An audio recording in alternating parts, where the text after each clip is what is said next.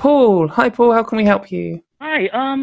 Well, I saw the call. We had no callers, and so I decided I'll take a chance on I don't know if sophisticated, but a little bit more nuanced conversation about religion, sociologically, and psychologically, or about mass psychology. Mm-hmm. I mean, the way it's been described as emerging from ecstatic and ascetic radical mysticisms, and then has to be kind of bowdlerized, or I don't has to be, but is bowdlerized into some system for mainstream living, and that's when it becomes an orthodoxy. But Paul, I don't know what bowdlerized means. Yeah, I was going to say, I don't know what bowdlerized means. Made safe. Yeah. Bowdlerized is a term for made safe or for kids. Oh, okay. Okay. So, the cosmologies of the radical mystic cults are usually a bunch of poetry that doesn't really make sense, and then you get a priest class that emerges to create a cosmology out of that poetry, and then create dogmas for people to live by. Okay.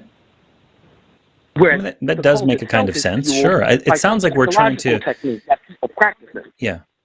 Well, Paul, this I'm not saying that that's not necessarily true, but I can see where you're going with that. But it does seem like we're trying to reconstruct the foundations of any particular belief. Let me ask you this, because that does sound interesting to me. I hadn't really thought about it that way. I always thought of it in much more practical terms of like, well, we have these general needs. Let's construct a mythology around satisfying these needs and serving the greater social good that we've determined is a greater social good. But you're saying it's quite the opposite, where it starts off with the ravings of some mystics and inspirational madman. Inspirational madman. So is there a book that I should look into? Because that's an interesting thing I'd like to explore in my own personal reading. This is pretty mainstream religious sociology. So, I mean, I don't think you'll have problems finding data on it. Yeah. I think, sorry. I think it's something that I've always viewed religion as, I guess, is both angles. I think it'd be wrong to just say it was definitely one thing or it's definitely the other. I don't think that it's just that loads of people randomly say stuff and then an idea sticks and then it evolves from there. But I do think that religion they do undergo a process of kind of evolution in a sense. And part of that is, these things that you're saying about where if some people take some ideas and they just kind of hone them a bit and, then they realize they have some power and so they use them and then that kind of, they teach them to other people who are in order to keep power. I think that is definitely likely part of the process, but I guess like Johnny's implying, I'm not an expert in the formation of religions. Sorry, Paul, there's a delay. What were you saying? An accurate cynical read of it, this is like documented through the Upanishads of the second great urbanization, back in not in ancient Greece, but in the age of ancient Greece. There's this cycle of religion stagnating and then either being completely changed or kind of reinventing themselves, claiming that it's discovering ancient wisdom, but it's really transformation, and it's usually ecstatic. I mean, I think a lot of our best philosophies come out of asceticism, but asceticism moves people with some psychological technique that they use in their life and convinces them that the magic is real. Something you said, and maybe you could go back to it. Maybe I misheard you, Paul. But did you say something about the Upanishads and ancient Greece? What was the connection there?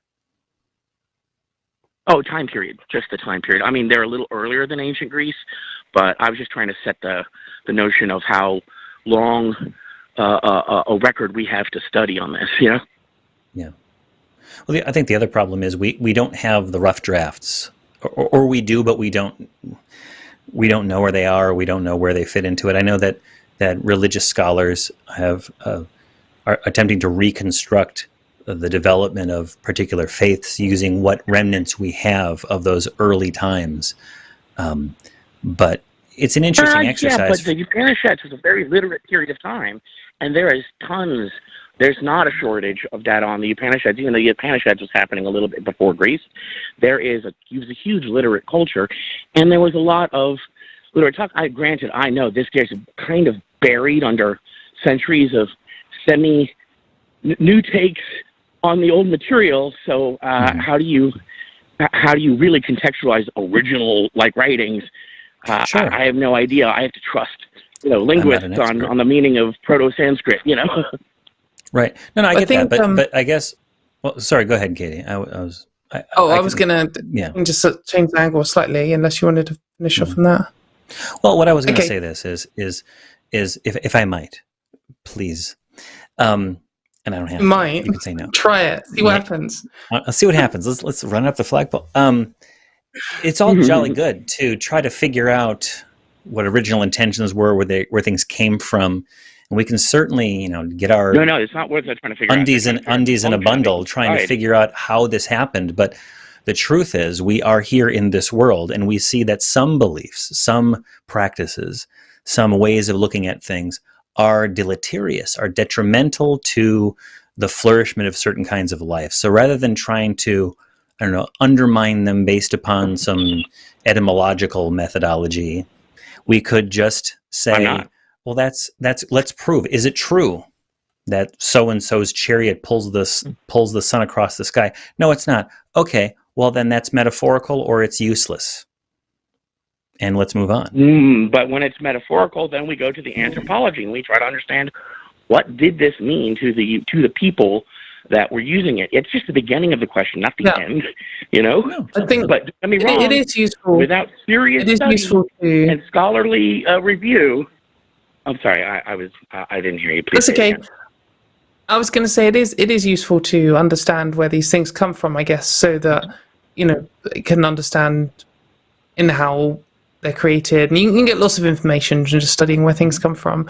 Something I was going to suggest is that we actually have modern religions that we've seen in recent times, like the creation of.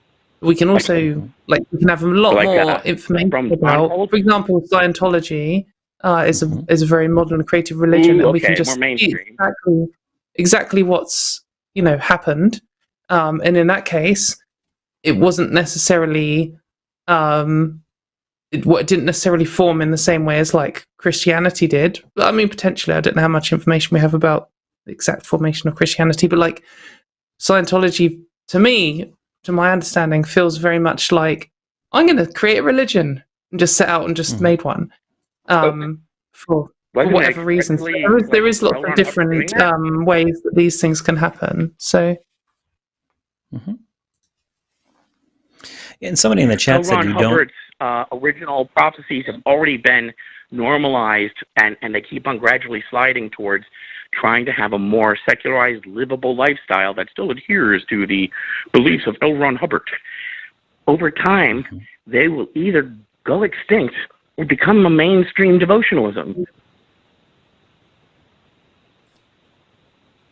Or remain, remain an obscure cult that people fall into, some cults have been around for ages. Yeah, but they keep transforming. They're not even the same entity. They just take each other's names. But I think that's all religions. I mean, all religions have transformed over time, however much they try and claim otherwise. Even ones that have a single sacred holy text, a single translation. No, I mean, with the Phoenicians. With the Phoenicians and I mean, when there's a total cultural gap between the people adopting the name and the people that had used the name. Yeah, I think that's probably true for most major religions, to be honest. I don't think that a modern day Christian, any of them in the world, will have comparable beliefs and worldview and outlook to Christians from 100 AD or 200 AD. For sure they'll have time because you get gradualization, geographic differences. Where the culture was, you can't show any direct transmission line if there's geographical differences, I think that these questions are interesting, and I think they do belong into the philosophy of religion and history and anthropology and sociology and all these other studies. They're an intellectual exercise. I don't really, but I don't think that these questions are necessarily They're as human useful. exercise. Understanding the human Well, hold on a second. Can I finish? It's okay. Can I finish my sentence? I know that you want to talk, and I want to talk too. Yeah. And there's a delay. But let me just finish my thought, and wait till I finished my thought, and then let's hear what you say about my thought. But until I can get my thought out, there's no thought to be thought about. So with that said, as well as it was, I think that you don't need to connect every single dot in its history in order to find out what you want to do with it, how you want to act in the world. Like, I don't need to know the root origins of Orthodox Judaism before I can start dealing with the harm that it's doing in the world, right? I can just start dealing with its present incarnation. Not to say that looking at its root isn't interesting, isn't fascinating. We don't learn something about humanity, and the way we construct these belief systems might help us in the future, but we don't have to wait till we get that perfect knowledge, do we? And I guess that's the question for you. Do we have to wait until we have connected all the dots before we can start taking action? Sorry, I muted you for a second there. You're back, Paul. Sorry. Start again. Okay. Sorry. I just there are no you can't connect all the dots. I was apologizing most of the time, like, oh no, I do want to hear what you were saying. I'm sorry. But anyway, it's okay. No, there's a delay. There's a delay. You can't connect all the dots. I don't even think. I'm not sure if connect the dots. Like I want to know all things, but I know that that's a absurd and unachievable goal. Even the idea of absolute knowledge on a lot of social things might just be fiction. That might be just perspectives on some things, you know? I'm with you, yeah. I think you can get a functional... I don't think you need any book or any reading to develop morality. I don't think you need any books, any reading, any knowledge beyond being a conscious being and having feelings to develop morality. I also don't think you learn morality. I think you grow morality, part of your nature. I do think you can learn morality. I think that, there are lots of moral concepts which are kind of a bit more straightforward, like, I don't want to torture people because if they did it to me, it'd be bad. You've got the kind of empathy for not wanting to hurt other animals and other people and this kind of stuff, which all aids that. There are some moral situations which are a bit more advanced and complicated that, for example, when we're talking about like abortion, like we were earlier, I think you can learn how some people's gut reaction is, oh, this is horrible. And then when you actually learn about it and you're like, I want to minimize the amount of suffering in the world, you realize that actually abortion is a good thing because it does minimize suffering a lot more than trying to ban it. And if you rationally approach that, it can inform your moral position. So I have, like, I think maybe not on that issue, but like on some other things, for example, like gay rights, I learnt about that, and I learnt the moral arguments, and they affected my moral position. I certainly agree that applying moral reasoning, you can improve your applying of moral reasoning. I don't mean to. I just am afraid that I'll spit out some stuff and you'll feel surprised. I worked for years with troubled kids in a lockdown facility, dealing with teaching, and I use that word tentatively because I don't believe it's teaching, but teaching moral reasoning to boys that were otherwise on the road to being classified psychopaths. And none of them, you know how they go, oh, psychopathy is you're born. I'm sure maybe that's the case in many, but I have met a ton of people. Not one of them was innately unable to develop moral reasoning. Many of them just needed a lot of thought support for building a language to reinforce their empathy as a positive. I like the way you put that. You're helping them make those connections between actions, between actions and reactions, consequences to actions, building points of empathy. And if you do that, and that's what we seem to see, is so oftentimes people take a hard stance on an issue, something they've cooked up in their head. It's divorced. It's divorced from the world they live in, and then they experience a nuance to the universe, to a person's life or lifestyle, or gosh, I blank. To a person's circumstances, and then they realize, oh golly, I hadn't thought about it that way. Now I have to make my morality or my belief system a little bit more complicated to take into account these new facts. And so it is you're right, it's a growing process. I think that's true. But you can grow through experience, but I think you can also read. I think you can read books and magazines and have conversations and read articles, learning about other people's experiences. You could, of course, say, well, everything that I'm reading isn't true. Right. Talking to another person, it holds no authority because you read it from an ancient source. Yeah. If it's not good thinking, it's not good thinking, and if it is, it is. You're right. Yeah, agree. I think so. Yeah, the ancientness of... That's what I was getting at. Is the ancientness of these texts. Yeah, I want to affirm that. Happy days for you. That, you know? Yeah, right. and thanks, Paul. Thanks, Paul. Sorry, carry on, Johnny. sorry, Katie. It's that delay. I think that I've had those experiences, and I wonder if you have too, where you're reading an ancient text. You're reading like perhaps a play of, Aeschylus or Euripides or something like that, and you encounter something that rings true across the centuries, across the millennia. Like, wow, they were dealing with this same thing. Yeah. That's a truth. Yeah. That's an ancient truth.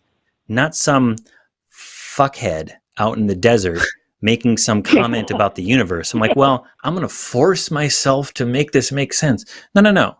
That struggle against fate, to use the Oedipus example, the struggle against whatever realities we're having to deal with, and trying to struggle against the realities of things we don't like, perhaps. The danger of hubris, to keep on going to that, or whatever it might be.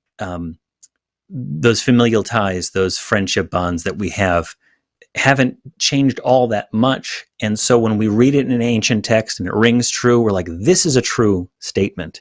I don't need to do much to understand that this has value to this day, as opposed to some of the garbage in some of the more ancient texts. Or modern texts. I think that we do that even when we try and say we didn't, Right. I don't think I heard that. Oh, I think that most people do that even when they don't believe they're doing that. I think that's the cherry picking. Yeah, I think you're right. That most people mold their dogma belief to their actual lived morality. Yes, they do. And that's how they're able to do the little dance around slavery. Yeah. Right. Definitely. But yeah, thanks, Paul. I think we're probably going to move on. But that was a good discussion. We covered a few different topics. So thanks for calling in. And perhaps we'll hear from you again in the future. Thank you.